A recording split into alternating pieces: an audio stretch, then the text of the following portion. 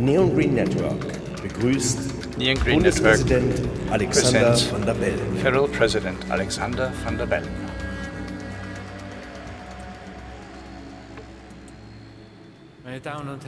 Ladies and gentlemen, my dear friends, dear NGOs, dear all, welcome to the EARTHtalks.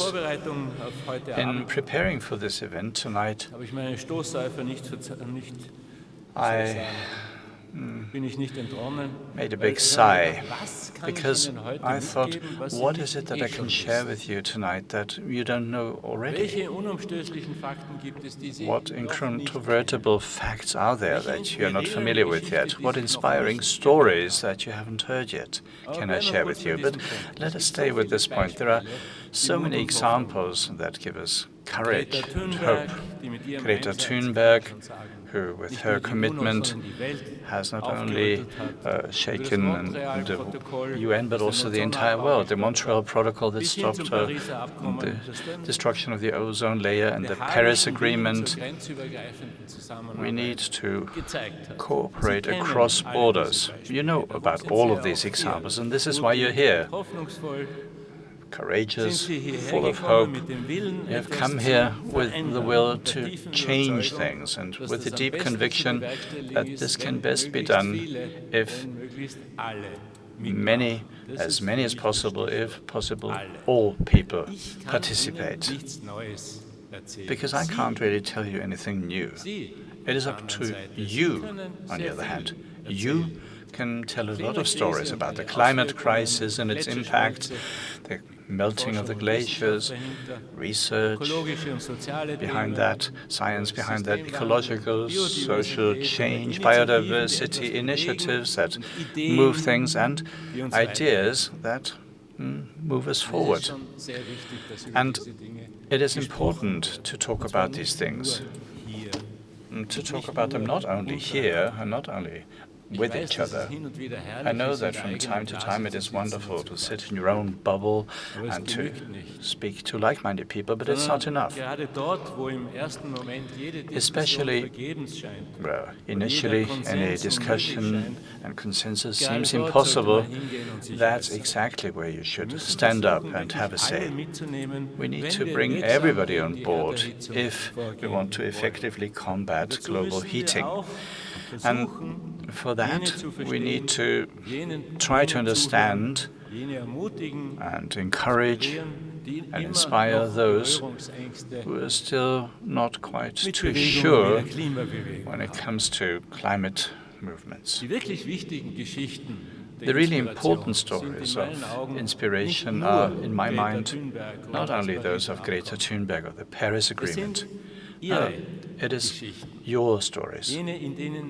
Those stories where you, ladies and gentlemen, where you inspire other people, create an awareness, make people curious, get them interested. For example, during Parents' Night, where we vote on whether we should recycle more, or during family dinners where children argue with their parents about whether to eat meat or not, or where we talk about whether on what kind of car we should buy, during a citizens' forums where renewable energy sources should be used more at the village level, or during a construction meeting where maybe we could plant more trees rather than having a new parking space, or when we talk across the backyard fence about diversity of species and fertilizers or whatever. So these are stories that inspire us, and we need those stories urgently.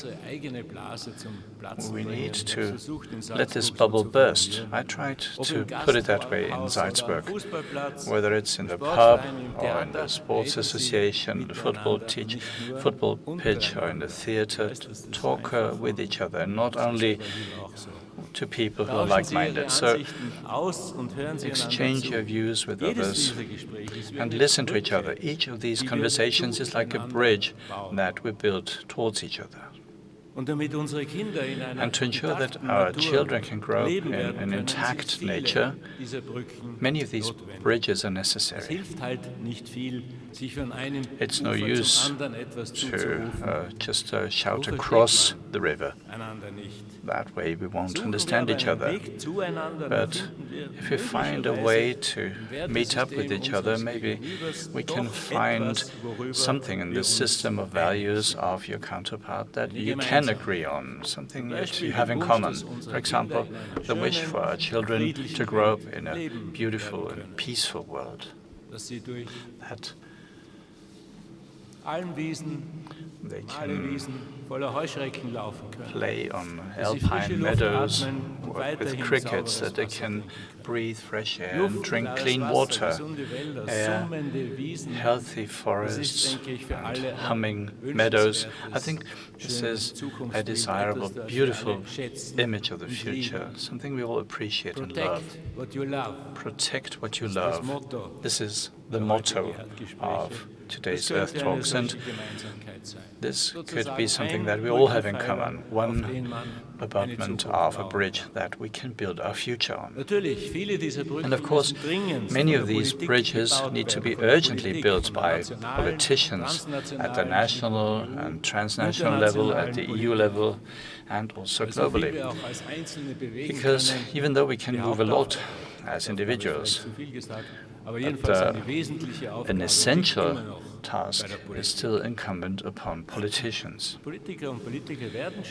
Politicians will make sure that they take this responsibility seriously if you nudge them. It just takes a little nudge, whether it's the internal combustion engines or fading out fossil fuels, speed limits, climate-neutral heating systems, you name it.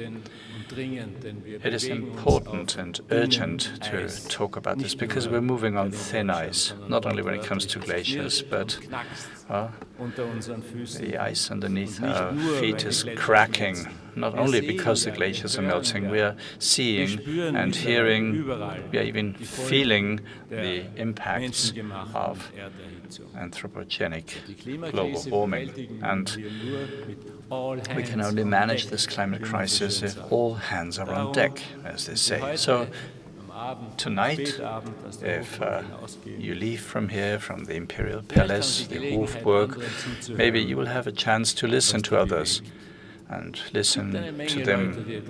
Maybe they can tell you what moves them. There are a lot of people who want to change things, and if we can manage to bring them on board beyond our own bubbles and backyard fences, and even beyond today's or tonight's event, then we stand a real chance of building a more sustainable and livable future. So my main task, ladies and gentlemen, is to declare the Earth Talks 2023 as open.